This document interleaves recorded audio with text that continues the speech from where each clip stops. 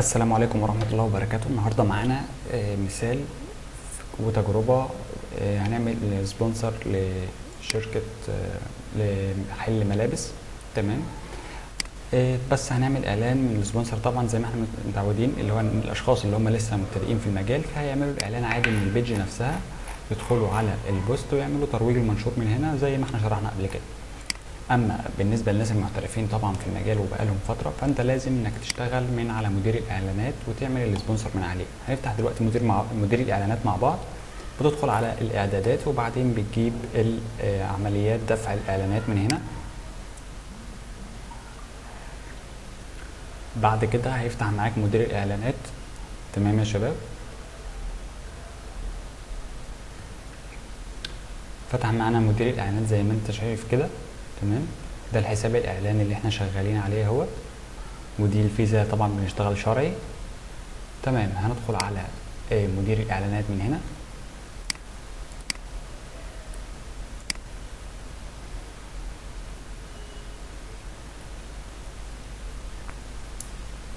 طبعا السبونسر اللي احنا هنشتغل عليه النهارده هو الاعلان ده اللي موجود على البيج، اللي هو الاعلان ده. تمام يا شباب. اول حاجه هنعملها هنضغط على انشاء حمله اعلانيه من هنا. طبعا لو انت بتشتغل في اسايم او مديونيه او كده، فانت بيظهر عندك الاسامي اللي موجوده في الحساب هنا بالشكل ده كده. اما الحساب الاعلاني اللي هو الاساسي بتاع الحساب بتاعنا اللي هو ده، طبعا دي كانت حمله بس ما اشتغلتش، وقفت على طول في نفس اللحظه، ما سحبتش اي حاجه. هنعمل طبعا حمله جديده خالص. هنضغط على انشاء من هنا. بعدين هنختار الهدف اللي احنا عايزينه من الاعلان. طبعا ده اعلان منتج، حتى لو العميل مش عارف هو عايز الاعلان ايه، فانت لوحدك كده لازم انك هتعمله اعلان رسائل، لان ده هو بيبيع منتج، فلازم ان الاعلان بتاعه يكون رسائل بحيث ان هو يسحب اكتر على الرسائل. تمام. هندخل هنا هنضغط على علامة الرسائل من هنا، وهنبدأ نسمي حملتك الإعلانية. طبعا هنسميها، الأفضل إنك تسميها باسم البيج، بحيث إنك لو أنت بتعمل سبونسر كتير فإنك ما تتلخفنش. بس كده. وهنضغط على متابعة. بعد كده عايزين الحملة إيه؟ رسائل، لأنه هو بيبيع منتج، فلازم تكون هدف الحملة تكون رسائل. هنضغط ونضغط التالي على طول. هنسيب الصفحة دي زي ما هي كده، مش محتاجين منها أي حاجة. هنضغط على التالي. بعد كده بيقول لك بالنسبه للرسائل، عايزها ماسنجر ولا واتساب اعمال ولا انستجرام دايركت اللي هي رسائل على انستا. طبعا هنسيبها على الماسنجر زي ما هي كده، اللي هو الماسنجر بتاع البيج يا شباب. هنا بيقول لك ان الوصول 42 مليون، بس ده استهداف تلقائي اللي هو بيبقى موجود مصر عامه ودايما وكده. تمام. فهو طبعا العميل ده بيشتغل في محافظة القاهرة ومحافظة الجيزة، فهنبدأ ان احنا هنختار له من هنا. طبعا لو انت حافظ جمهور قبل كده وعايز انك تستخدمه تاني، فانت بتجيب الجمهور المحفوظ من هنا، استخدام جمهور محفوظ. ففي عندنا جمهور لملابس رجالي، طبعا احنا بنعمل منتج تيشيرتات، فتقريبا نفس الفئة بتاع الجمهور. ولو انت فيها تعديلات بسيطة مثلا، فهتبدأ انك تعدلها مجرد ما تضغط على تعديل او تكرار الجمهور من هنا.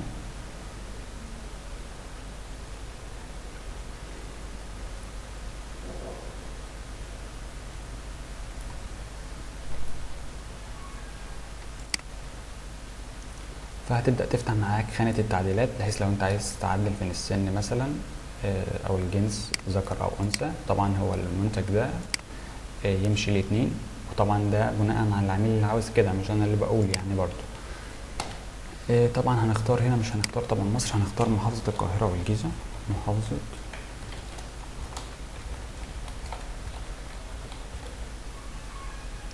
محافظة القاهرة، ونختار محافظة الجيزة. تمام. اخترنا المحافظتين اهوت. قال لنا الوصول المحتمل 15 مليون. تمام. السن زي ما هو تمام. السلوك طبعا تسوق موضة قميص. ممكن لو انت عايز تعدل في حاجة مثلا تيشيرت قميص تسوق، ممكن نشيل مثلا قميص. نشيل مثلا، ممكن نشيل اكسسوارات الموضة، ممكن نشيل بس ممكن نسيب بقى الباقي كده يعني زي ما هو كده. تمام. طبعا دي الحته دي مهمه جدا في حاله توسيع النطاق التفصيلي، بحيث ان هو بيختار المدن. هنا الحته دي لازم نعلم عليها يا شباب. بص لو احنا شلناها كده، فانت هتلاقي اللي هنا الوصول بقى 13 مليون. اما لو احنا علمناها، بص هتلاقي الوصول 15 مليون اهو. لان الخانه دي يا شباب بتفتح لنا مثلا لو انت مختار محافظه القاهره هتجيب لك محافظه القاهره والمناطق اللي حواليها او قريبه منها بالظبط، بحيث ان هو شركات الشحن ممكن انها توصل للمناطق دي بحيث انها بتكون قريبه من المكان ده، فانت من غير ما تقول للعميل او اي حاجه فانت لوحدك تلقائي بتحددها بحيث انها تجيب معاك نتائج افضل من المعتاد، بحيث ان انت عندك استهداف كتير جدا. يعني لما نستهدف وسط 15 مليون مش زي طبعا ما نستهدف وسط 13 مليون، اكيد هتفرق معانا جامد جدا. تمام، عايز تحفظ الجمهور ده بحيث انك تستخدمه بعد كده فما فيش مشكله، تقدر انك تحفظه عادي. وتقدر طبعا هنا في الخانه اللي فوق دي الميزانيه والجدول الزمني، هنا بيقول لك الميزانيه اليوميه 180 جنيه، احنا ممكن نخلي ميزانيه الحمله كلها مثلا 150 ولمده يوم واحد. تمام، تاريخ الانتهاء النهارده مثلا 3 فبراير 3 نوفمبر معلش، فممكن نختار 4 نوفمبر في نفس التوقيت اللي هو 11 و17 الساعة 11، فاللي هو نفس التوقيت بتاع دلوقتي اللي هو هياخد يوم بالظبط. ميزانية كام؟ ميزانية 150. هنا بيقول لك ان الوصول هيبقى في رينج من 11000 من 3.7 إلى 11000 في اليوم، اللي هو الميزانية اليومية اللي هو خلال اليوم ده. تمام، لو انت عايز تستبعد حد من الجمهور فبتقدر انك تختار استبعاد من هنا. لو انت في حاجه مثلا عايز تستبعدها، مثلا ممكن تختار مصر كلها ولكن تستبعد محافظات معينه، ممكن تختار تسوق الموضه ولكن تستبعد حاجه من ضمن تسوق الموضه مثلا. تمام، بتقدر انك تعمل ده كله. هنبدا هنا ننزل الحته دي مهمه جدا بقى يا شباب، المواضيع اللي انت عايز الاعلان يظهر فيها. انت ممكن تسيبها مواضيع تلقائيه وبقول لك مصر بقى وكل حاجه، ولكن دي بتصرف فلوس على الفاضي. خلينا متفقين اللي انت في كل دوله غير الدوله بتاعتها. احنا عندنا هنا في مصر لو احنا بنستخدم هنا في مصر فانت اغلب الناس بتدخل عليه بيكون اعلان سبونسر ولا ممول على فيسبوك. تمام، هو عندنا هنا بيكون محدد لك الانستا والماسنجر والحاجات دي كلها. طبعا الوصول هيقل معانا لما احنا نبدا نشيل حاجات من دي، ولكن لما الوصول يقل شويه ولكن يصرف على حمله الفيسبوك فقط، فده بالنسبه لي هيكون حاجه مهمه جدا. يعني مثلا لو احنا شلنا الماسنجر طبعا هتضغط ازاله ونشيل الانستا كمان. تمام، هندخل بقى هنا. هو دلوقتي احنا محددين الفيسبوك فقط زي ما انت شايف كده، محددين خانه الفيسبوك بس.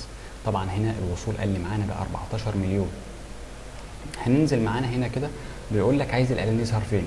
اخر اخبار الفيسبوك. انت طبعا كل ما بتقف على حاجه بيجيب لك شكلها في الحاجه اللي جنبها هنا. يعني انت لو وقفت على اخر الاخبار هيبقى شكل الاعلان بالشكل ده، لو وقفت على موجز الانستا هيبقى الاعلان بالشكل ده.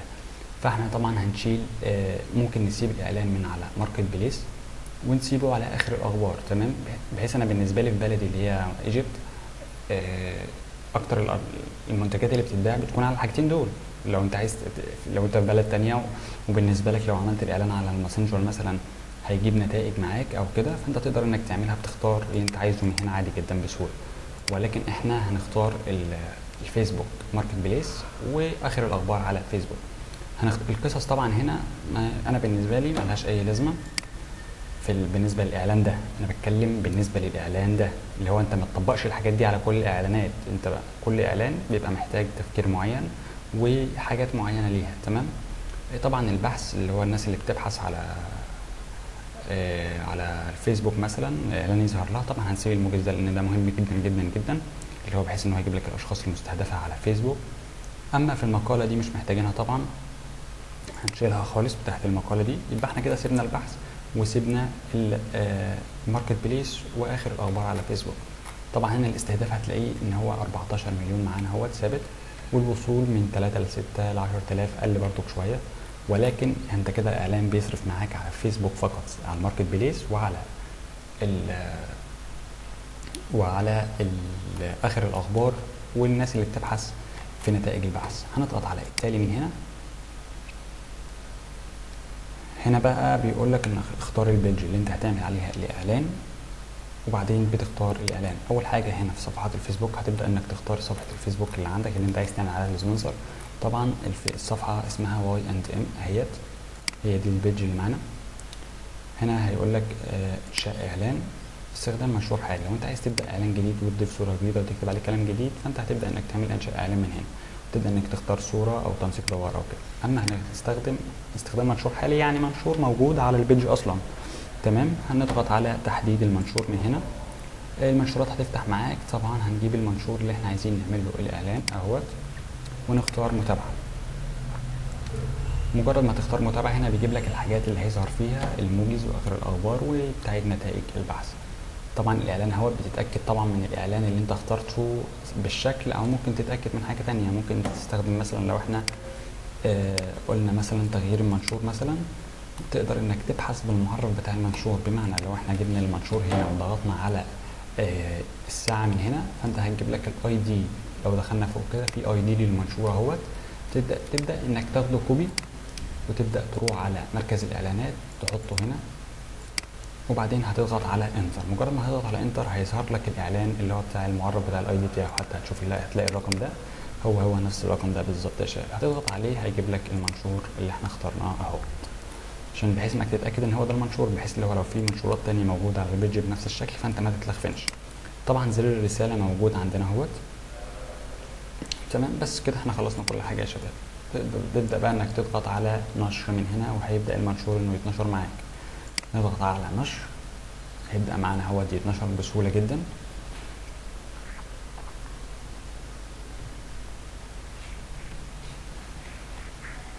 هو كده اتنشر معانا اهوت، ولكن هو في مرحله المراجعه. عشان نتاكد برضو هنضغط على مدير الاعلانات من هنا، نفتحه في نافذه جديده ونقفل بقى النافذه دي خلاص.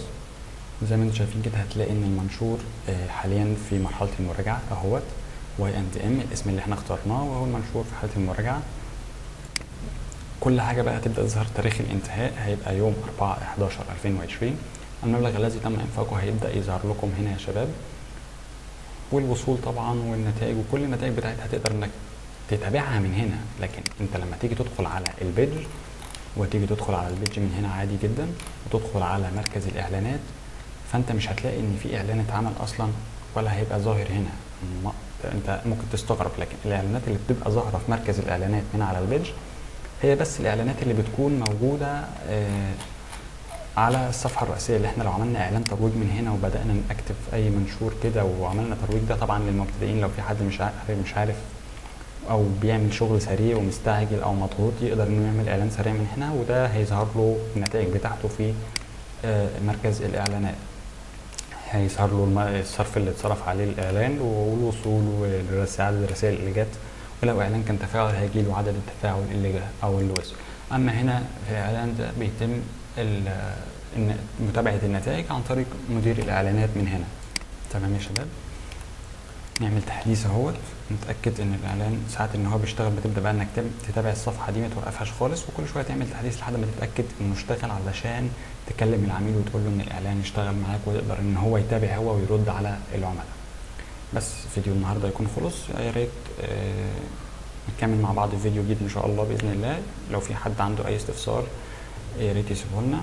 نتقابل على خير في فيديو جديد وحلقه جديده، والسلام عليكم ورحمه الله. السلام عليكم ورحمه الله وبركاته. هنشتغل بقى المره دي على سبونسر جديد. طبعا ده الاعلان اللي كنا شغالين عليه، لسه ما كملناش حاجه، ويعني زي ما انتم شايفين كده التكلفه طبعا زي ما احنا كنا عاملين ميزانيه.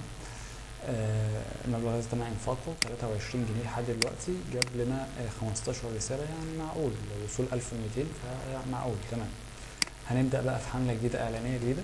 هنعمل على انشاء. طبعا هنشتغل شرعي برضو على نفس الحساب. تمام، هنضغط على انشاء. بعد كده هنختار برضو حمله اعلانيه رسائل. تمام، بعد كده هنسمي اسم الحمله الاعلانيه زي ما احنا متعودين طبعا. طبعا هنشتغل النهارده على البيج بتاعت ألمنيوم ديزاين ايجيبت. هناخد الاسم كوبي كده، ونسمي الحمله الاعلانيه بتاعتنا بنفس الاسم، وهنضغط متابعه. تمام يا شباب، هنسيب برضك الصفحه اللي قدامنا دي، هنسيبها مش هنعمل فيها اي حاجه خالص، وهننزل نضغط على التالي. طبعا دي بيج بتاعت مطابخ ألمونتال، وحاجات اللي هي بتاعت الادوات المنزليه بتاعت زي ما انتم شايفين كده، كلها مطابخ ألمونتال وحاجات كده. تمام، البيج اللي احنا هنشتغل عليه هو ده. دي قصدي الاعلان اللي هنشتغل عليه. نضغط على التاريخ بتاع البوست، بحيث ان يظهر لنا فوق هنا كده الاي دي بتاع هيظهر لنا فوق هنا الاي دي بتاع البوست اهوت. هناخده بس كوبي. تمام، نضغط بقى هنا على مدير الاعلانات. هنختار بقى طبعا حملتنا تبقى ماسنجر برضو ميزانية يومية، احنا ممكن نعملها ميزانية يومية او ممكن نعملها حملة كاملة.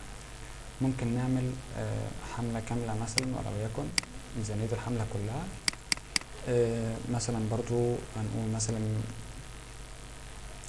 230 مثلا. مدتها نخليها مثلا يعني نختار النهاردة 3 4 5 مثلا، تنتهي يوم الخميس في نفس الوقت ده، مفيش مشكلة. نعملها لحد يوم 5 230. تمام. هننزل تحت، هنختار بقى الجمهور. طبعا الجمهور المحفوظ للملابس فقط، مفيش اي جمهور تاني هنا معانا. هنبدأ ان احنا نختار الجمهور بتاعنا. طبعا هو هنا بيختار العميل طبعا عايز مناطق معينة، ممكن نختار له المناطق اللي هو عايزها. تمام.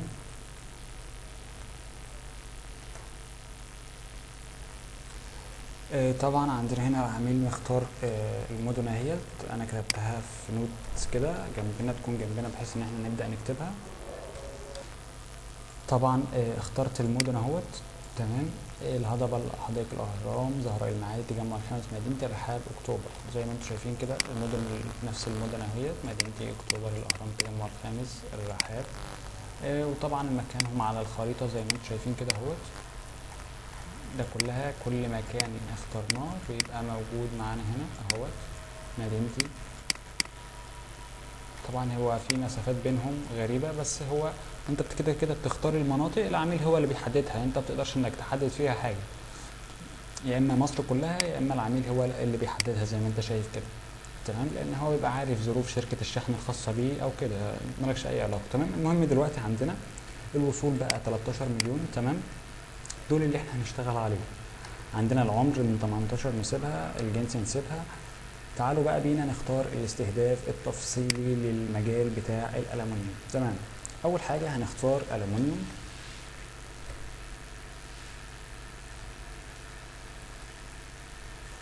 أول حاجة ألمنيوم أخدناها اهوت. بعديها هنكتب تجديد منازل.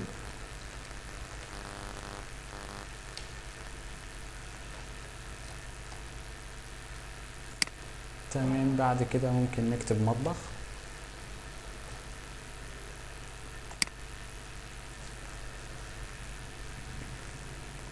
بعد كده ممكن نختار على الاقتراحات، نختار نافذة، نختار تصميم ديكور، نختار مينفعش طبعا نختار مطبخ مرتين لأن ده هيسبب مشكلة كبيرة جدا. نختار مفروشات. نختار، مش شرط انك بقى تقول ان انا خلاص بقيت الحاجات مش موجوده ما ينفعش نختار، لا نختار برضو. ننزل نختار في حاجات كتير ممكن تختارها. اعمال يدويه،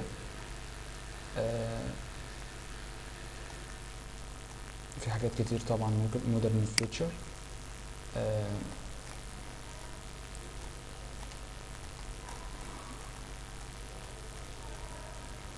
هو تقريبا كده احنا اخترنا الافضل، الحاجات الاساسيه اللي ممكن نختارها.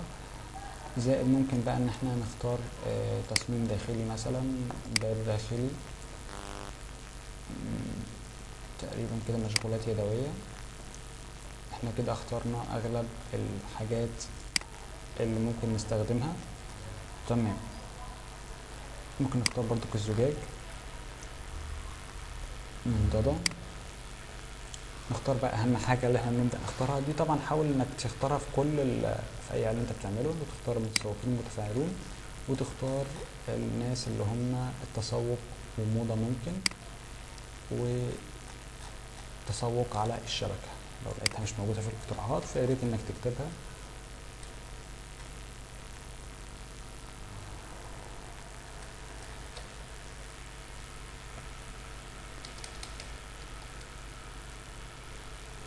هي لو ما ظهرتش عندك ف... فهي هو احتمال كبير تكون احنا اخترناها اصلا فوق هنا. تسوق وموضة. تمام. ممكن نستنى شوية هتلاقيها بتظهر معانا اهيت. تختار برضو اخر حاجة هنختار اللي هي التسوق. تمام يا شباب. طبعا بعد ما اخترنا الاستهداف معانا اهو يا شباب. تمام. بقى عندنا هنا وصول محتمل 13 مليون. تمام. هننزل طبعا تحت، عايز تحفظ الجمهور زي ما قلنا تقدر انك تحفظه بحيث انك تستخدمه تاني مفيش مشكله. نتاكد بس لحظه سريعه على الميزانيه.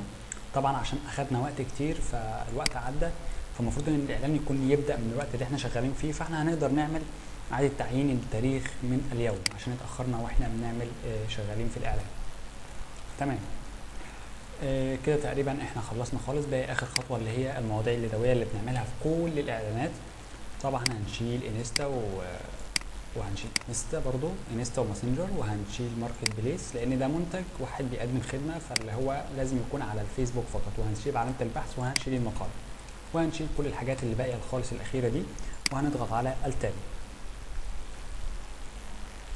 بس هيجي لنا اخر خطوه يا شباب، وهي طبعا هيقول لك هنا انك بنختار البيج. تمام. طبعا البيج اسمها الومنيوم ديزاين ايجيبت. بعد كده هندخل هنا هتلاقي ان احنا اصلا على البيج بحيث ان احنا نختار المنشور حالي، وهنضغط على تحديد المنشور، وهنا لازم يكون ان احنا هو ده المنشور، فهنضغط على نجي ناخد الاي دي، هناخده كوبي ونروح على الاعلان، نبحث بالاي دي ونضغط علشان يظهر لنا البوست.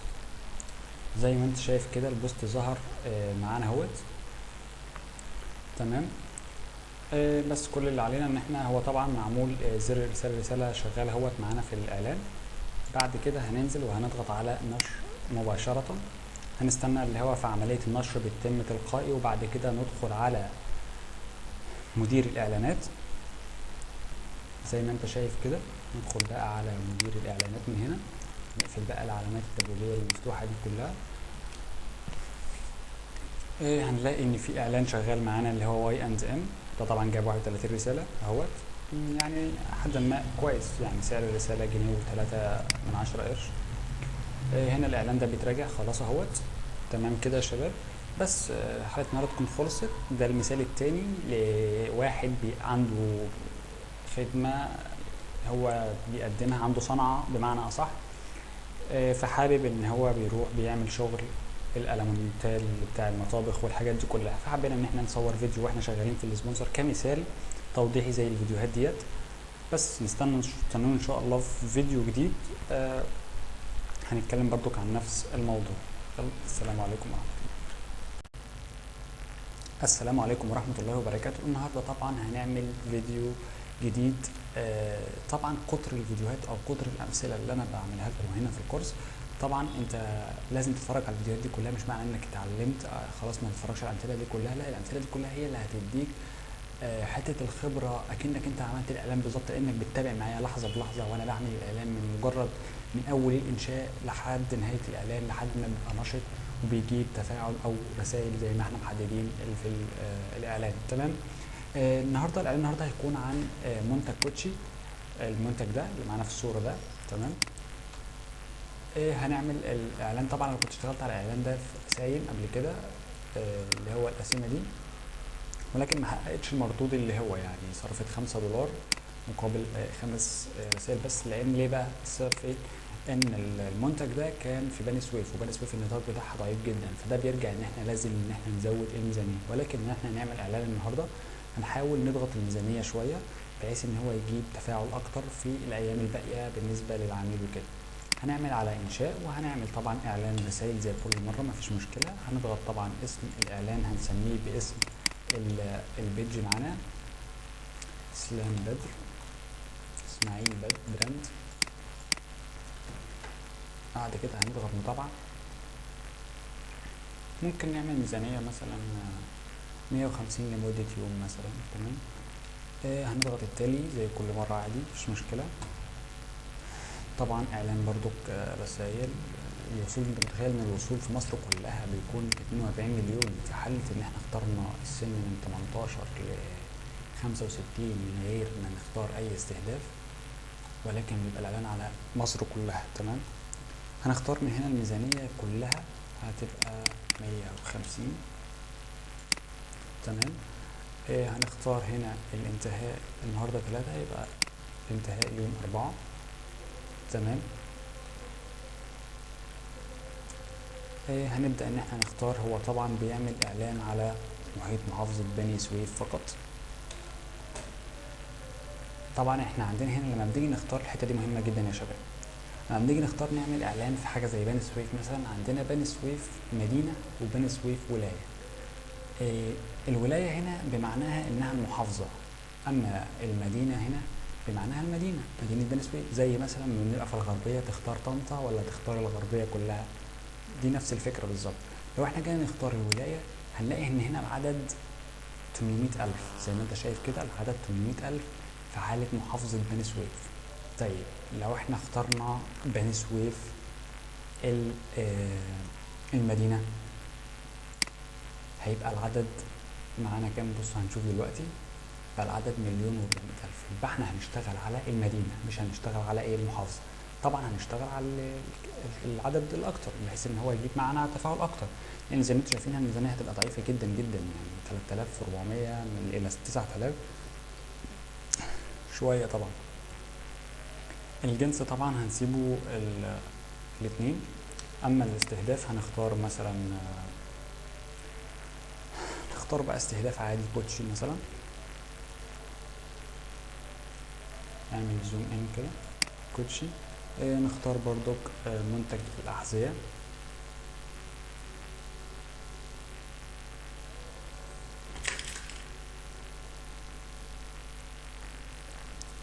منتج الأحذية. هنختار بقى اكسسوارات الموضة، هنختار تسوق،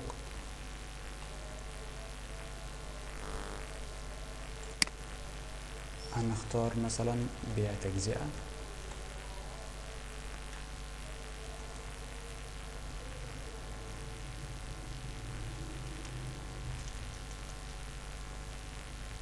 بيع بالتجزئة، وهنختار مبيعات. بعد كده طبعا احنا اخترنا كده الحاجات الأساسية، هات لنا بس المتسوقون المتفاعلون.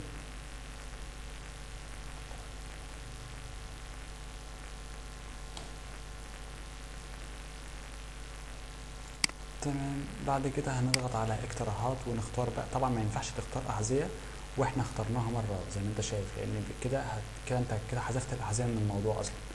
هنختار تسوق على الشبكة، نختار تسوق وموضة، نختار ممكن تختار ملابس لو انت لقيت النطاق ضيق جدا جدا جدا، فممكن تختار معاهم ملابس برضه. تمام، اختار ملابس برضه من ضمنهم.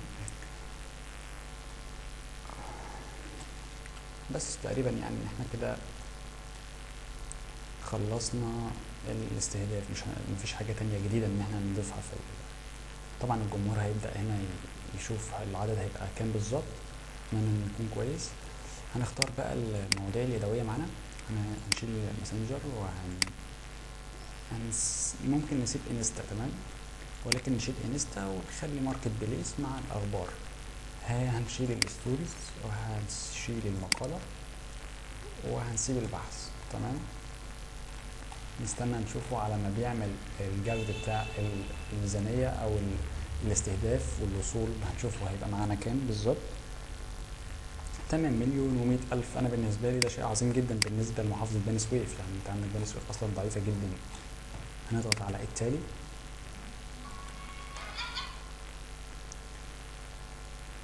بعد كده بقى هنضغط على، طبعا هو بيفتح معاك اخر صفحة او اخر بيج انت عملت عليها سبونسر. تمام، هنسيبها وهنعمل قصدي هنختار البيج اللي احنا هنشتغل عليها، اسماعيل براند. هنعمل اختيار منشور، تحديد منشور، ونرجع للمنشور اللي احنا هنعمله للسبونسر، ونضغط على الساعة وناخد الاي دي اللي هو من بعد الاعلانة دي، ناخده كوبي ونروح على السبونسر، هنعمل بحث عنه بحيث ان هو يظهر لنا في ثانية، ونعمل متابعة للبوست. بس كده احنا شبه خلصنا يا شباب اهوت. بس كده هيبدأ ان هو يتراجع معانا، وفي لحظات خفيفة هيبدأ ان هو يتقبل على طول.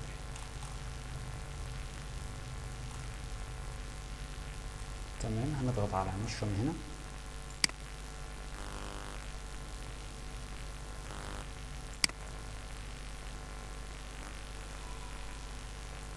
وهنضغط على مدير الاعلانات علشان نفضل مسايبين البيج معانا وهو بيتراجع. نسيب الصفحة دي معانا زي ما انتم شايفين كده يا شباب اهوت. تمام.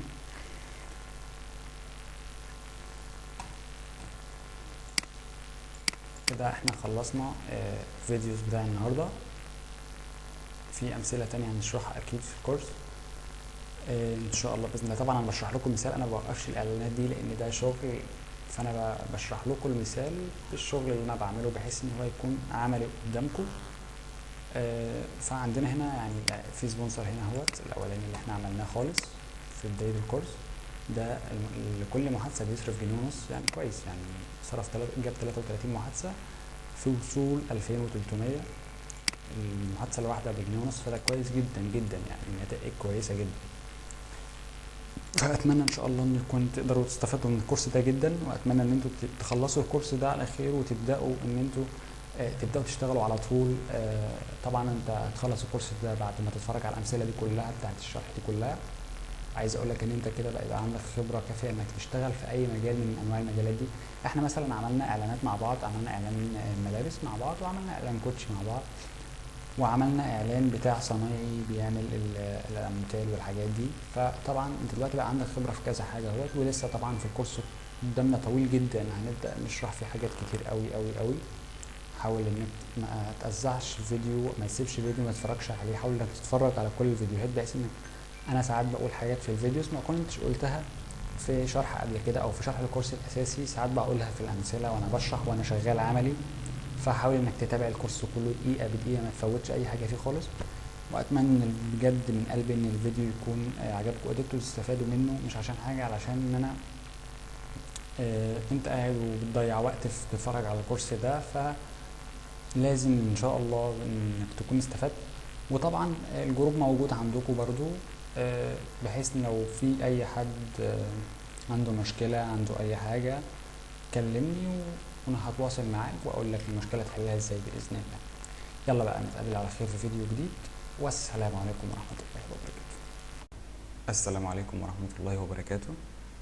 درس النهارده مختلف شويه عن يعني عايزك تركز النهارده في الحلقه جدا، لان المجال ده او الشرح اللي هنستخدمه النهارده، فانا ده من اكتر المجالات اللي بيجيلي عليها شغل. تمام.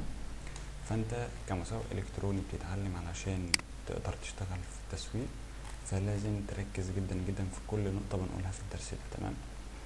هنتارجت ولو يكن سبونسر مثلا، ده مثلا لا ممكن مثلا اللي هو اشتغل على البوست ده. تمام. هنضغط على الساعه كده وان هو خلي البوست معانا. تمام. ونفتح مدير الاعلانات، نبدا الحمله الاعلانيه، ندخل على الرسائل، هنكتب اسم البيج بيوتي،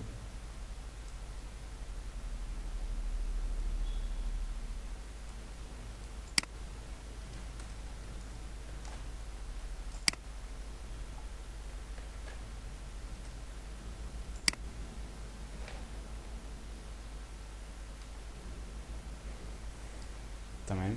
هنضغط على التالي، اعلان رسائل، وطبعا بيكون الاعلان مصر كلها. تمام. نختار السن مثلا من 18، ممكن مثلا 45.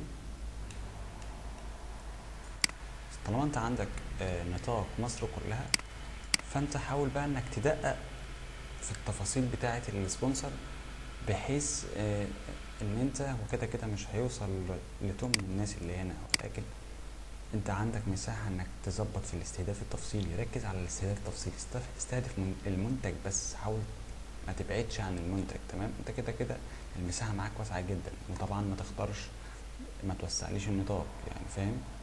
وكده كده هو هيبقى الدنيا تمام فيه. هنضغط بقى، هو المنتج طبعا خلينا نبص على المنتج بيتكلم عن ايه. ده كريم للبشرة، بيعمل اللي هو مشاكل البشرة والتجاعيد والحاجات دي. تمام. فاحنا هنركز على البشرة.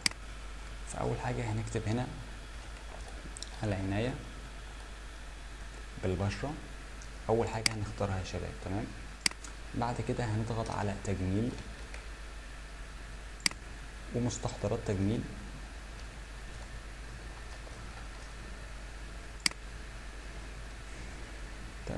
ناخد بقى معانا تسوق. قبل ما ناخد تسوق نعمل مقترحات. ساعات بيجيب لك حاجات بتكون انت مش جاي على دماغك، مثلا ممكن صالون التجميل ده لا طبعا.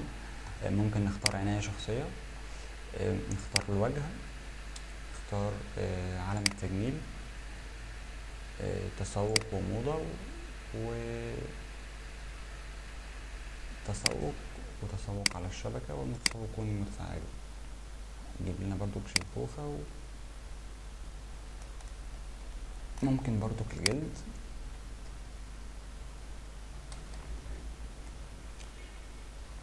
لو احنا كنا بقى بنستهدف مش في مصر كلها ونطاق كان معانا هنا 1,000,000 أو 2,000,000 بس، فكنا هنختار، عايز اقولك ان كنا هنختار الحاجات دي كلها. كنا ممكن نختار صالونات التجميل، كنا ممكن نختار اكسسوارات الموضة، العناية بالشعر، جودة الحياة. كل الحاجات دي كنا ممكن نختارها لو احنا بنتكلم على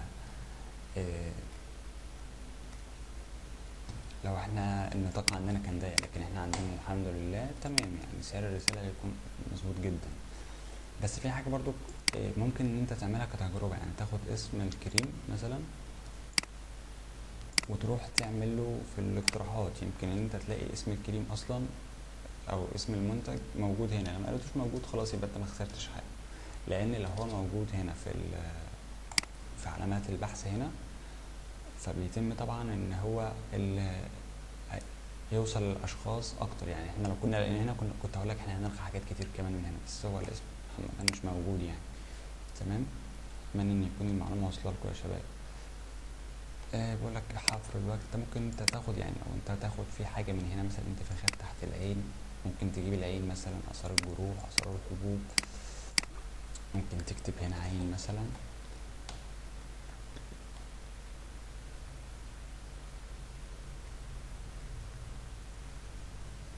لا يعني مفيش برضو حاجه للعين مناسبه. انت ممكن تختار اكسسوارات الموضة، بس لو اخترتها حاول بقى انك تشيل مثلا ممكن نشيل تسوق، ونشيل تسوق على الشبكة برضو، ونحط لنا اكسسوارات الموضة. تمام. هو انت ما تفرحش انك تحط استهداف كتير وما تفرحش ان هنا الوصول يكون اكتر، يعني لازم يكون استهداف تفصيلي بحيث ان هو يوصل للناس المهتمة. وحتى العمر احنا زي ما انتم شايفين اخترنا برضو عمر مناسب جدا. ننزل بقى عايزين نحفظ الجمهور بحيث ان احنا نستخدمه تاني مفيش مشكلة. نكتب مثلا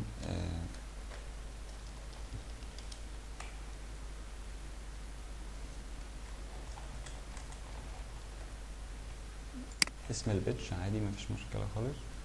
نضغط بقى هنا على المقولة اليدوية، هنوقف ممكن بص اقولك على حاجة، هنوقف الماسنجر وهنسيب الانستا.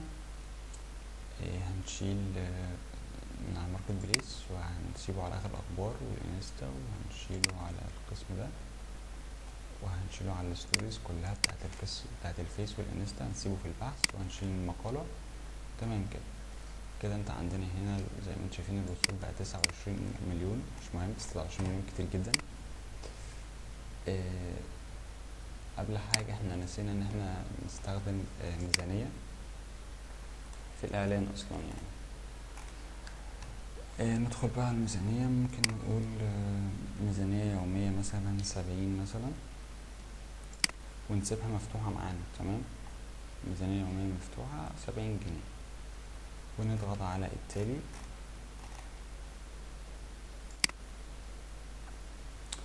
طبعا هنختار البيج اسمها بيوت سنتر.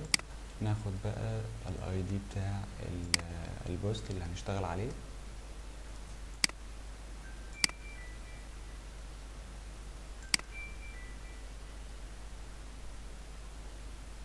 هناخد بقى هنا نقول استخدام منشور للحالي، تحديد منشور، ونعمل اضافة للاي دي اللي احنا اخدناه. تمام، ظهر عندنا اهوت. نعمل متابعة زي ما انتم شايفين كده، ده هيبقى شكل الاعلان او شكل السبونسر.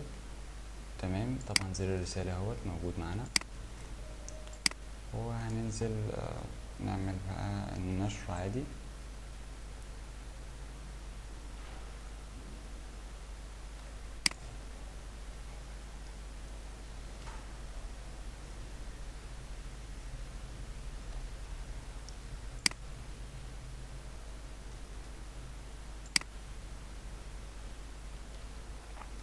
هنلاقي الاعلان معانا قيد المراجعة كالعادة هنا اهوت. تمام يا شباب، بس فيديو النهاردة كان كده خلاص على خير. اتمنى ان الفيديو ده مهم جدا. حاول انك تركز في التفاصيل اللي احنا اتكلمنا عليها كلها في الفيديو، ولو في اي مشكلة ما تنسوش طبعا الجروب بتاعنا. اي حد عنده مشكلة او بيعمل اعلان لزي منتج زي ده فياريت تبعتوا لنا، وانا معاكم باذن الله في اي مشاكل. يعني ان شاء الله تابعوا الحلقات كلها، تابعوا الحلقات كلها يا شباب، عشان دي كلها خبرة ليك. ما تستناش انك يجيلك اعلان لمنتج تجميل وبعدين تروح تتفرج على الفيديو بتاع منتج التجميل. لا، تتفرج على الفيديوهات كلها بحيث ان يكون عندك خبرة كافية انك تشتغل في اي حاجة. استنوني بقى في الفيديو الجاي، واتمنى ان هو تقدروا تكونوا تستفادوا منه. تابعوا كل الحلقات، ما تفوتوش ولا حلقة. والسلام عليكم ورحمة الله وبركاته. السلام عليكم ورحمة الله وبركاته. معانا النهاردة شرح طبعا مختلف. النهاردة هنعمل سبونسر برضه لملابس، ولكن هيكون مختلف عن الإعلان اللي عملناه قبل كده، لأن الإعلان ده هيكون لمصنع. يعني إيه المصنع؟ يعني الاستهداف مختلف. يعني هنستهدف التجار، يعني هنستهدف المحلات، مش هنستهدف البيع بالتجزئة، ولكن هنستهدف البيع بالجملة. تمام. يلا بينا نبدأ. نضغط نعمل إعلان رسائل. طبعا أي إعلان، أي حاجة بتبيع منتج، بتقدم خدمة، فالإعلان بيكون رسائل. ليه بقى رسائل؟ بحيث إن هو يصرف أكتر في الرسائل. أكتر حاجة هيصرفها في الرسائل. ما يروحش يصرف لي في اللي هيعمل لي لايك، ما يصرفليش في اللي هيضغط على الصورة، لا يصرف لي على الرسائل أكتر. ما يصرفليش على الكومنت أكتر، لا يصرف لي على الرسائل أكتر. تمام. هنسمي حملة الإعلانية باسم المصنع.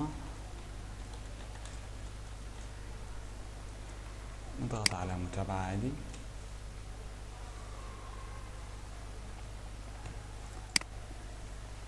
طبعا كل الحاجات دي احنا عرفناها، وده طبعا الفيديو الخامس تقريبا. طبعا انا بس بعمل فيديوهات كتير جدا، ولكن بجيب لكم الحاجة المختلفة بحيث ان يبقى عندك خبرة في كل المجالات زي ما قلت لكم. تمام. ميزانية يومية ولو يكن 70 جنيه مثلا، او ممكن نخليها 50. تمام. هنخليها مثلا مدة 3 ايام.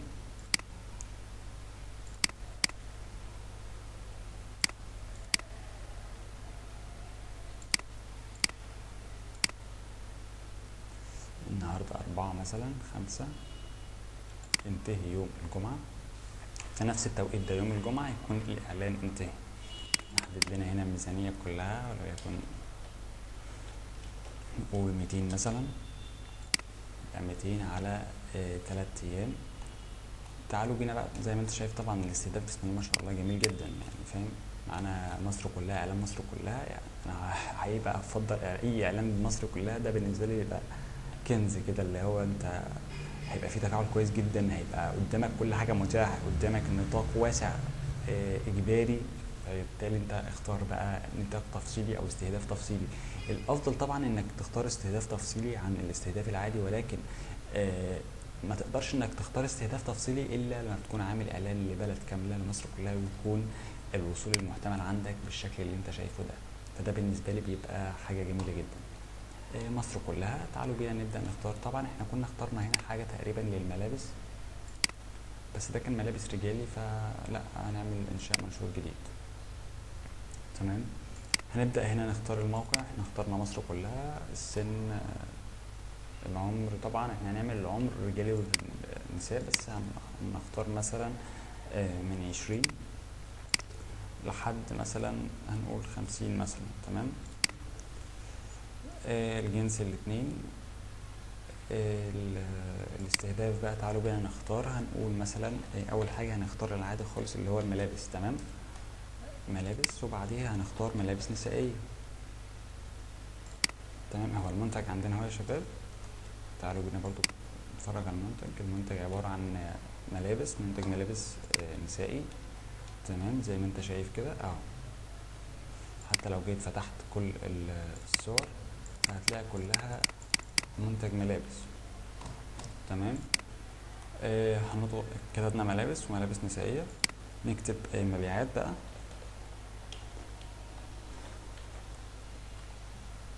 في عندنا اتنين، ركز في النقطة دي. في هنا مبيعات بيانات ديموغرافية. وفي مبيعات اهتمامات، وفي إدارة مبيعات اهتمامات، وفي هندسة مبيعات. هنختار اللي هي المبيعات وإدارة المبيعات. إدارة، أو ممكن نسيب إدارة المبيعات دلوقتي، نسيبها في الآخر بعد ما نخلص خالص، ونبدأ إن احنا نختار مثلا هنختار المكاتب، هنستهدف المكاتب، هنستهدف المصنع، هنكتب مصنع مثلا، هنستهدف البيع بالجملة،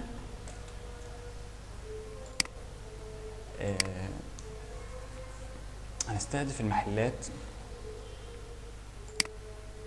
وبعدين نعمل اقتراحات. احنا كده اخترنا اللي احنا عايزينه. عايز تعمل اعلان على كده معاك النطاق معاك لحد 26 مليون، فكويس جدا.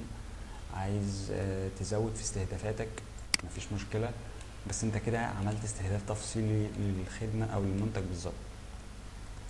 ممكن بقى تسوق وموضة تختارها، ممكن تختار المتسوقين المتفاعلون، توزيع وتجارة، مراكز تسوق، تاجر، تجارة. ممكن تختار الشركات الصغيرة والمتوسطة أو اكسسوارات الموضة أو الإنتاج، أو كل الحاجات دي ممكن تختارها على فكرة. تمام. سلع فاخرة برضو ممكن، لو المنتج سعره غالي هتختار سلع فاخرة. دي مهمة جدا على فكرة، إن هو بيجيب لك الأشخاص إنها بتشتري الحاجات الغالية، اللي هما بيبقى فئات الكلاس A والفي اي بي والجماعة دول. تمام. طبعا انت ممكن تختارها، ممكن ما تختارهاش برضو، ممكن نسيبها عادي. المهم ان احنا كده عملنا. ممكن تختار بقى ملابس علوية، ممكن تختار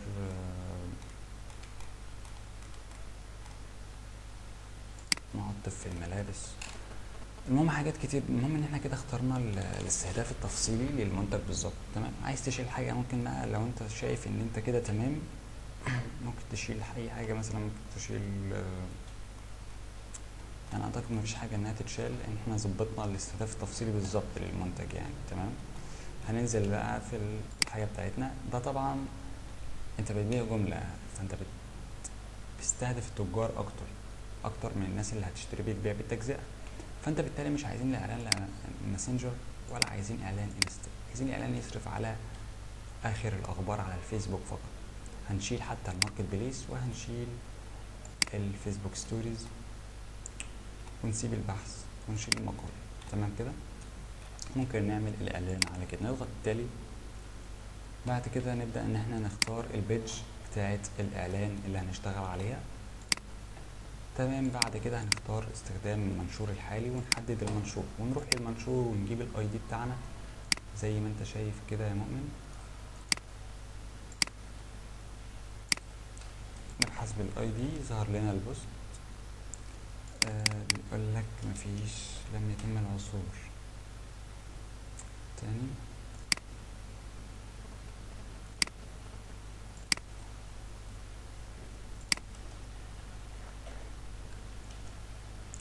لم يتم العثور. طب ناخد الاي دي اللي ورا ده.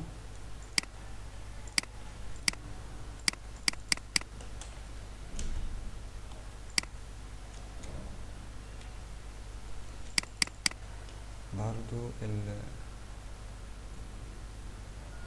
احنا تقريبا تقوى للملابس، احنا تقريبا مختارين البيدج غلط، صح كده؟ احنا كنا مختارين بيدج تاني. نختار بقى المنشور تاني معانا.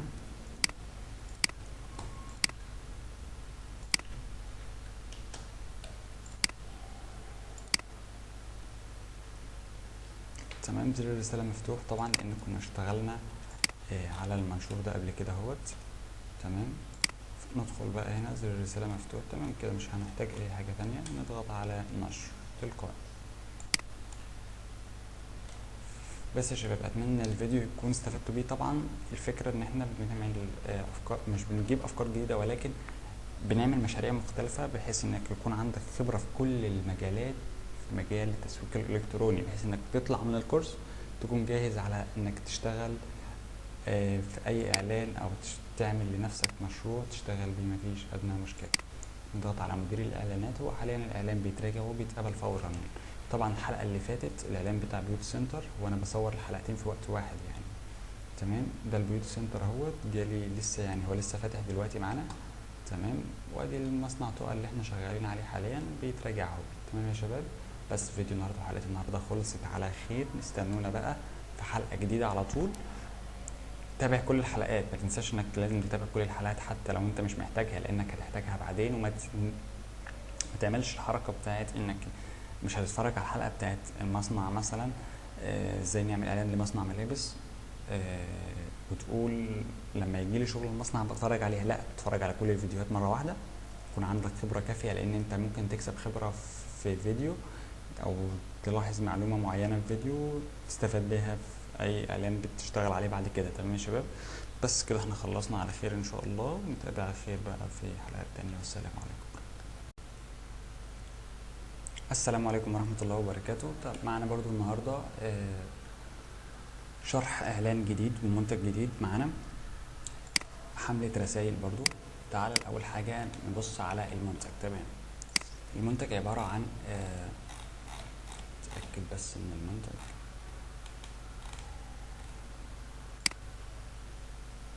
المنتج عبارة عن تابلوهات، شركة بتعمل تابلوهات اللي هي بتكون على الجدار دي.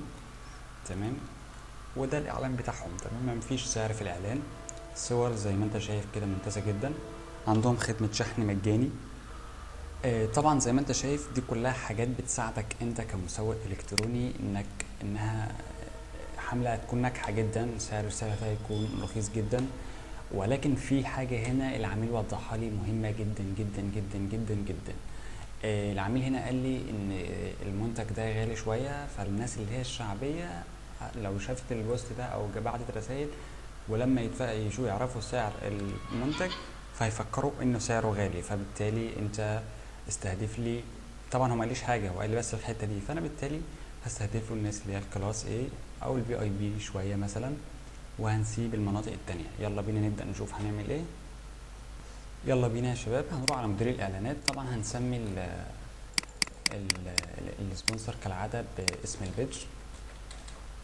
تمام،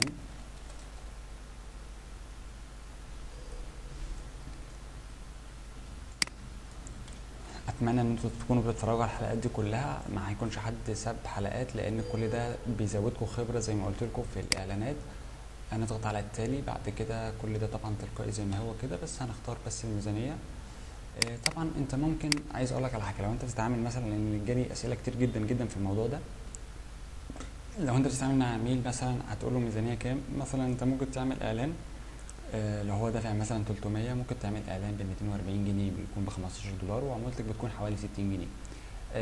العميل ده دافع لي مثلا 250 او دافع مثلا 200، فانا ممكن اخلي له الاعلان مثلا ب 180 مثلا. المده هنخليها لمده يومين. هنعمل الميزانيه كلها كده ونيجي مختارين التاريخ ده. طبعا هنا بيجيب لك شهر ديسمبر اللي هو اعلان شهري، ده تلقائي من الفيسبوك في المدير الاعلانات بيجيب لك انك تختار اعلان شهري. طبعا احنا بنيجي راجعين خطوه واحده لورا كده بحيث يجيب لنا الشهر اللي احنا موجودين فيه حاليا اللي هو نوفمبر. وطبعا كل الايام اللي عدت دي هي خلاص عدت، عشان كده مختفيه عندنا بدايه من يوم 4 اللي هو النهارده في الشهر يوم 4. تمام، طبعا هو احنا العميل عايز اعلان لمده يومين. احنا عندنا من لو احنا اخترنا 5 كده مش يومين، لان من الاربع للخميس كده يوم، ومن الخميس للجمعه كده اليوم التاني. هنختار على يوم الجمعه. مجرد ما هتختار يوم الجمعه كده وتتك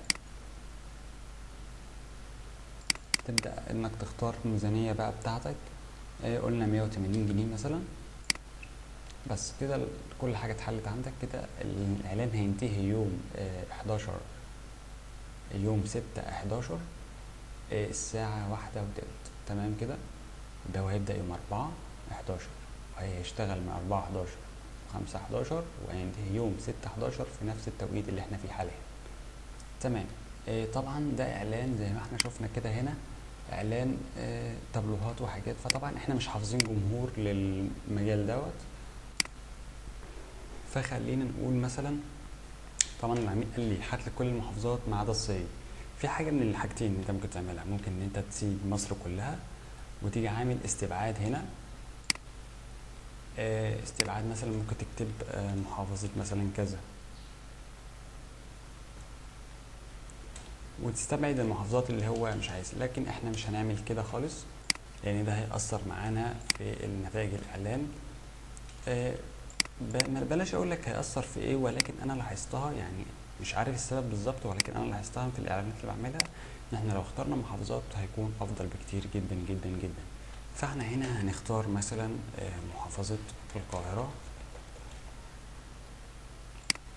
نختار مثلا محافظة الجيزة، نختار محافظة الغربية،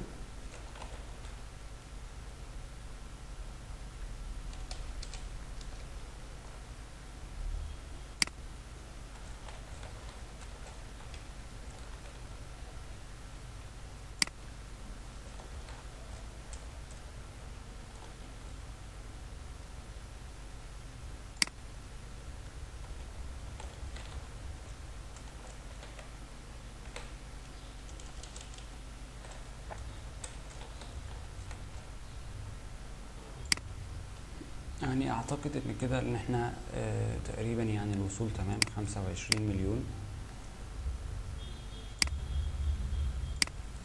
تمام. عندنا السن بقى، ممكن نزود السن شوية، نخليه مثلا او نسيبه ما نزودوش، ولكن نقلل السن ده نخليه لحد مثلا 45 او 50 مثلا، نخليه لحد 45 ممتازة.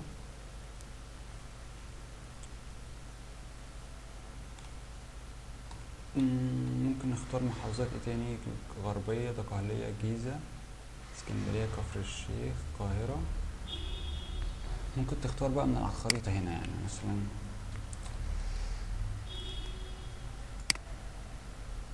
ممكن نختار هنا بنها، يعني مثلا نعمل افلات دبوس كده ونيجي حاطينها هنا كده، افلات دبوس تاني. نختار الزقازيق مثلا.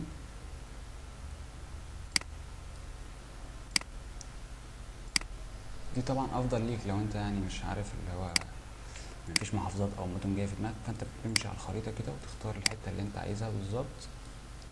في ممكن تختار برضو دمنهور على طريق اسكندريه. تمام، يعني انت كده مختارين تقريبا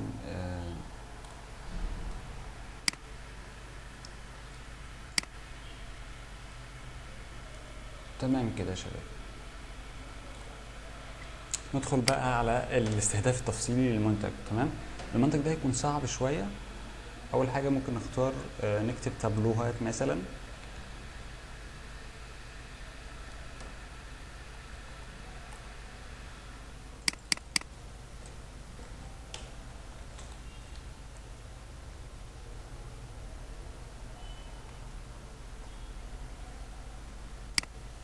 ممكن لوح رسم، طبعا انا قلت هيبقى صعب شويه. تمام، ابداع، ممكن نختار فنون جميله، فن المرسومات.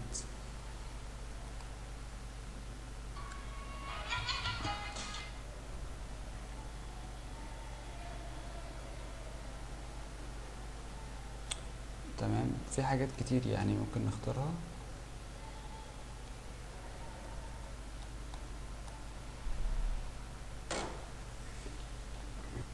نختار مثلا فنان، آه، تصميم مثلا، ممكن برضو تجديد منازل برضو. تمام، تصميم ديكور مهمة جدا، ممكن تصميم داخلي، رسم،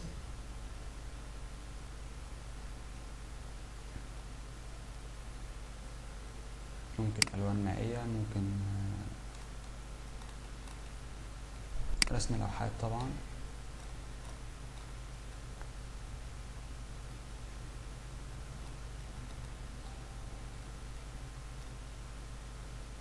ممكن عقارات فاخرة، نستهدف الناس اللي هم المودرن بقى والحاجات العالية دي.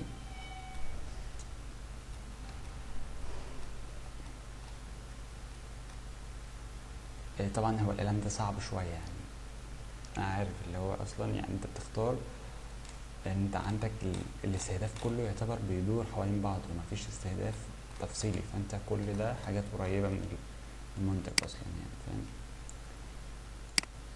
ممكن نختار بقى الفيلا، الناس اللي عندهم فيلل. ممكن نختار حاجات من المفروشات، بدروم لا، سلع فاخرة طبعا، لأن هو قال لي استهدف لي الناس العالية، ممكن تسوق على الشبكة، تسوق وموضة، تسوق المتفاعلون، تسوق برضو اكسسوارات الموضة لأ، تاون هاوس، عقارات منتجة، اختار منزل طبعا. ممكن بقى نختار هو عندنا حاليا الاستهداف تمام 20 مليون يعني كويس جدا،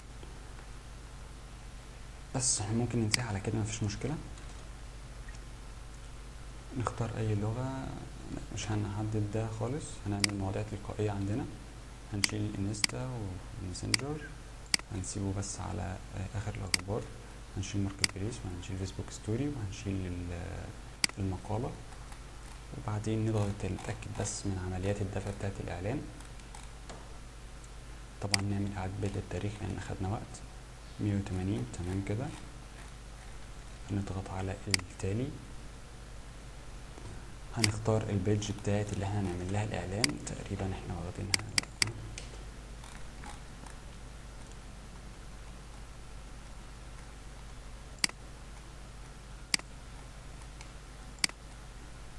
تمام البيج اهيت. استخدام منشور حالي، هتجيب الاي دي بتاع البوست.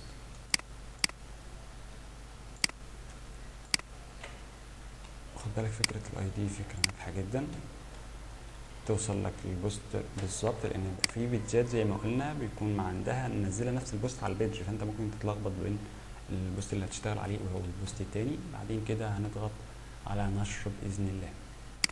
مجرد ما هنضغط على النشر معانا كده هيبدا الاعلان اللي هو يتعمل له نشر على طول مباشره. تمام يا شباب.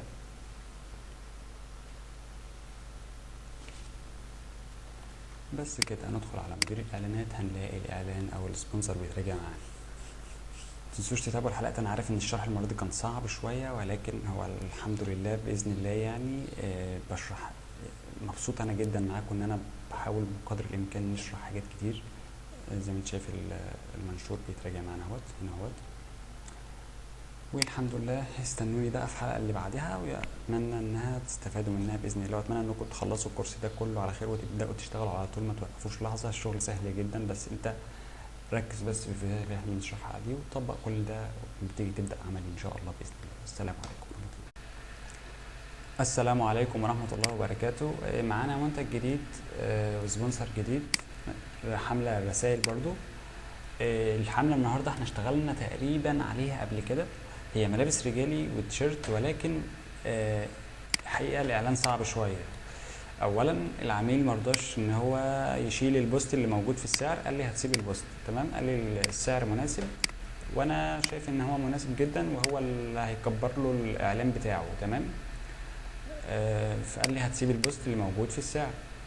المشكله الاكبر ان احنا اصلا داخلين على الشتاء والمنتج صيفي زي ما انتم شايفين كده. فالحقيقه اللي هو الاعلان صعب جدا. تمام، بس تعالوا نبدا نشوف هنعمل ايه في الاعلان. اول حاجه زي ما انتم شايفين كارمان ستور، هنضغط على مدير الاعلانات ونكتب اسم البيج. تمام، ونضغط على متابعه. طبعا العميل برضو عايز حاجه جديده مختلفه تماما عن الاعلانات اللي عملناها قبل كده في الكورس. محتاج يخلي ميزانيه يوميه بشكل يومي 300 جنيه. تمام كده، نخلي الميزانيه اليوميه هنكتب مثلا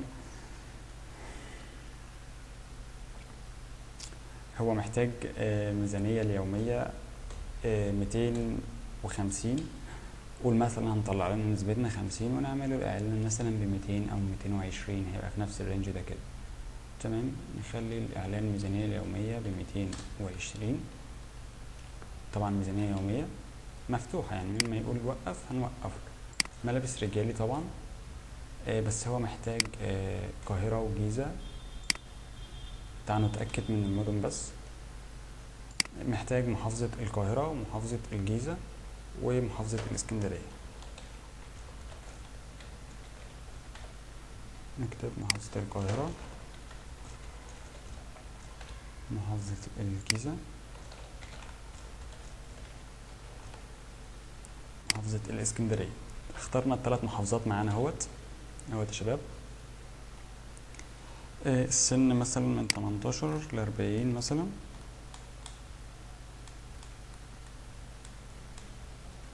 طبعا دي حاجة كده انت بتختارها انت بحيث انها تقلل عدد الرسائل اكتر. انت بتحاول انك بقدر الامكان انك تقلل عدد الرسائل. انت هتعمل ايه؟ عندك الجنس رجال فقط طبعا، بيع بالتجزئة، تيشيرت، قميص، تسوق موضة، تسوق على الشبكة، ملابس، شيل لي ملابس نسائية. تمام، اعتقد ان هو تمام يعني كسبونسر. مظبوط يعني مفيش مشكلة فيه. هنختار طبعا مواضيع يدوية. طبعا الاعلان ده سريع كده شوية معانا. هنشيل الانستا وهنشيل الماسنجر، ولكن هنسيب الماركت بليس كده زي ما انت شايف. هنشيل الستوريز، هنسيب البحث ونشيل المقالة. بس كده. اعلان سريع جدا من اسرع الاعلانات اللي احنا عملناها، ولكن ان شاء الله باذن الله يظبط. نختار بقى معانا البيج هنا. البيج اسمها كرمان ستور. كرمان ستور.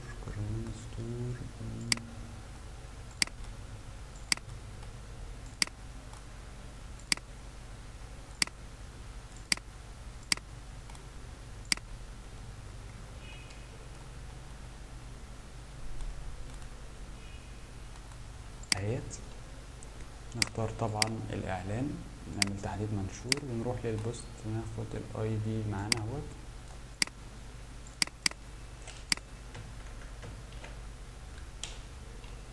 تمام، نعمل متابعة. طبعا زر الرسالة بيكون شغال اصلا في البوست اهوت معانا اهوت. تمام، بس كده نضغط على نشر.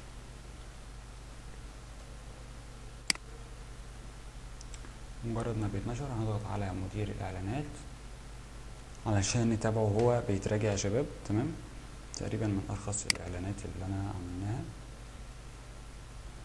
تمام، مدير الاعلانات هيفتح معانا اهوت. هنلاقي ان الاعلان كرمان ستور الاعلان بيتراجع وبقيه الاعلانات كلها نشرت معانا.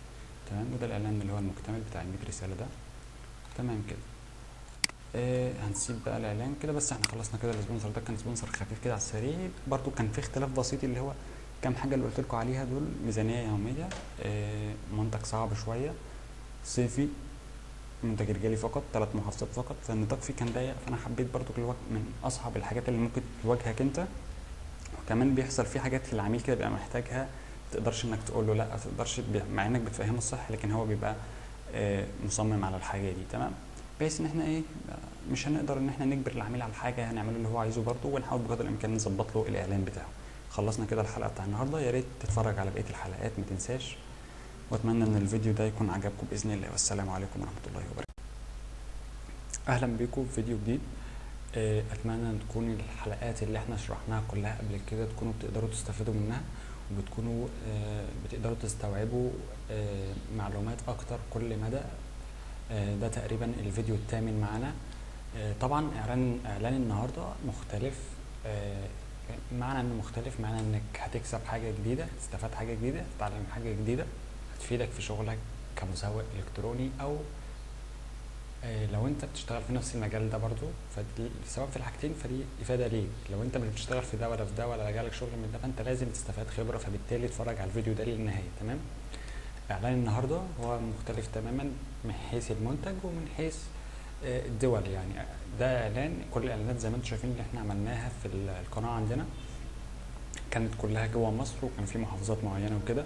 اعلان النهارده هنعمله في خارج مصر في كذا دوله عربيه، وهو اعلان شركه فوريفر. اكيد اي حد فينا مسوق او اي حد فيكم هيشتغل كمسوق الكتروني فهيقابله اعلانات من دي كتير جدا، برضو من اكتر الاعلانات اللي انا عملت لها شغل بنفسي قبل كده. وهنشوف طبعا الدول. طبعا ده البوست اللي معانا اللي هنشتغل عليه ان شاء الله. زي ما انت شايف هو البوست جاهز، يعني مكتوب جاهز على البيج، والعميل عايز ان هو يشتغل على البوست ده. يلا بينا نبدأ يا شباب. انشاء حملة اعلانية، وبعدين نختار هدف الرسائل. هنسمي اسم الحملة الاعلانية باسم البيج عندنا.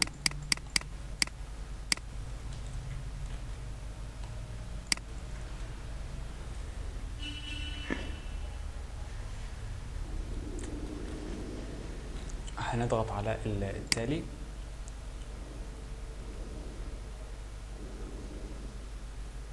طبعا ممكن هنعمل ميزانية حملة كاملة. العميل دافع مثلا هنفترض ان احنا ممكن نعمل له اعلان ب 280 برضو. هنعمل اعلان لمدة 3 ايام من تاريخ النهاردة. معانا 4 و5 و6، ممكن مثلا 6 او لحد 7 عادي، ممكن نخليها 6. 280 جنيه، ينتهي يوم 6/11 في التوقيت اللي هو زي دلوقتي كده. تمام.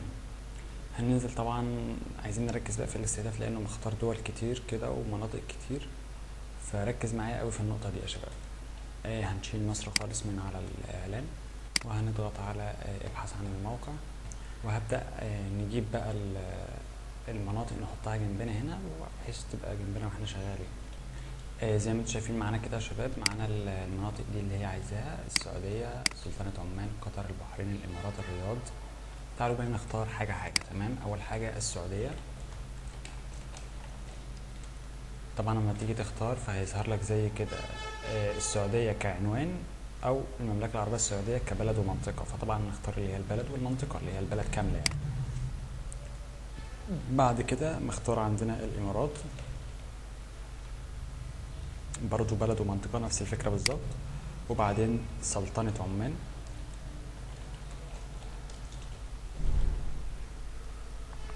اختار عمان اهي بلد ومنطقة. تعالوا بينا نشوف ايه اللي بعد كده. يبقى خدنا السعودية وخدنا سلطنة عمان، باقي قطر والبحرين والامارات خدناها برضو. يبقى كده خدنا السعودية، باقي حد لنا قطر. قطر، البحرين. تمام. نفتح لنا تاني. اخدنا البحرين، امارات، سلطنة عمان، السعودية، قطر، البحرين، الرياض وجدة ومكة والطائف. الرياض.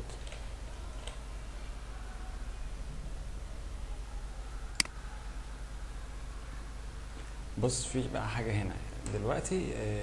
منطقة الرياض دي انا كنت فاكر هي حاجة تانية غير اللي موجودة في السعودية، طلعت المنطقة دي اللي موجودة في السعودية. عندنا هنا الوصول كان 41.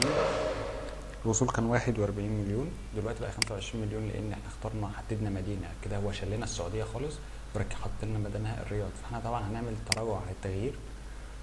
تمام. وهنجي ناخد اختار السعودية كلها كده كده، طالما هي مختار السعودية في الاول فبالتالي يبقى نجيب السعودية كلها. الرياض وجدة ومكة والطائف والدمام، الخير، لسات، تبوك، كل ده تبع السعودية. ابها، الخرج، القطيف، كل ده اهوت. تمام. هو كده تقريبا اخترنا كل اللي احنا المناطق اللي احنا محتاجينها. ذكر وانثى من 20 ل55. نختار من هنا من 20 ل55 معانا. ركز بقى معايا في السبونسر. هنا الاعلان بيتكلم عن منتج تخسيس. تمام. زي ما انت شايف كده اهوت: تبيين بطنك وزنك وكرشك 15 كيلو ب20 يوم. تمام. اول حاجه هتكتبها في منتجات التخسيس، طبعا انت لو كتبت تخسيس مش هتلاقي حاجه مكتوبه اسمها تخسيس. تمام. فهنكتب خصر، تكتب كده خصر. تمام. بعدين ممكن تكتب دهون، ما لقيتش دهون ممكن نكتب هرمون مثلا.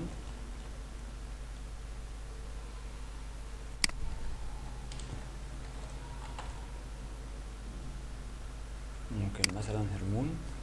بعد كده نكتب بطن. وبعدين يعني اخترنا تقريبا اغلب 3 كلمات الاساسيين معانا، ودول لو احنا اشتغلنا عليهم بس فكويس، يعني دول معانا 2 مليون اصلا. بس تعالى نشوف المقترحات اللي هتجيلنا من خلال برنامج الفيسبوك. تمام. وزن مثالي مثلا، لياقة بدنية، تمرين جسدي، تمرين لمراقبة الوزن، كل ده برضو تمام. سعرة اللي هي السعرات الحرارية. ممكن عناية شخصية برضو. تمام. ممكن تختار برضو تجميل، بس تعالى نجيب المساقين المتفاعلون.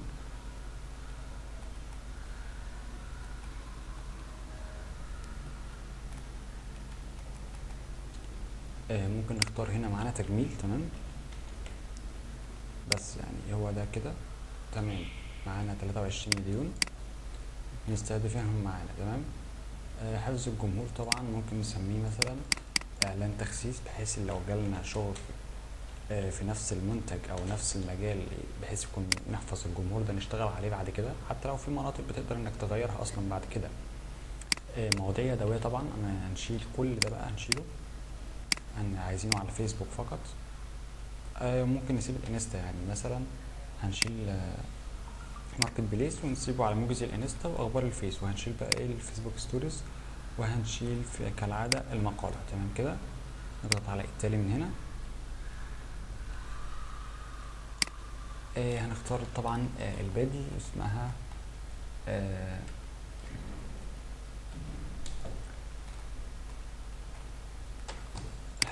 البيج هنا هي، تمام. نختار استخدام منشور حالي وناخد الاي دي بتاع البوست.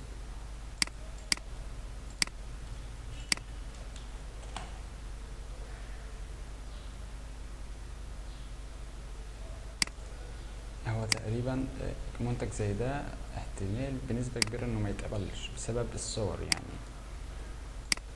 ولكن هنعمل تحديث كده للصفحة معانا. هو المفروض انها الصور مش مقبولة اصلا، تمام. بقول لك يجب ان يكون حجم الوسائط زي ما انت شايف كده الاقل 500 بكسل عرضا و260 ارتفاعا على انستجرام، فاللي هو الصور مش مقبولة على الانستا، فاللي هو لو ما اتقبلش فاحتمال نشيل الانستا خالص ونسيبه على الفيسبوك فقط. هنشيل الرسالة دي ونعمل نشر عادي. طبعا اعلان رسائل اهوت، زر الرسائل موجود معانا، وبعدين نفتح بقى مدير الاعلانات ونتابع الاعلان لحد ما يتم تشغيله، تمام كده. بس يعني فيديو النهارده وحلقة النهارده خلصت. استنوا بقى الفيديوهات الجديدة، برضو لسه ما خلصناش برضو في سلسلة الأمثلة اللي احنا بنعملها دي كلها، لأن دي كلها مفيدة جدا. زي ما قلنا هتكسبك خبرة، انت اصلا متابع معايا من اول ما بنبدأ في السبونسر لحد الانتهاء من التشغيل. كل الاعلانات اللي شغالة دي كلها عملناها في الفيديوهات اللي هي موجودة في الكورس، تمام. وده الاعلان اللي احنا لسه مخلصينه دلوقتي حالا، قيد المراجعة حاليا اهوت.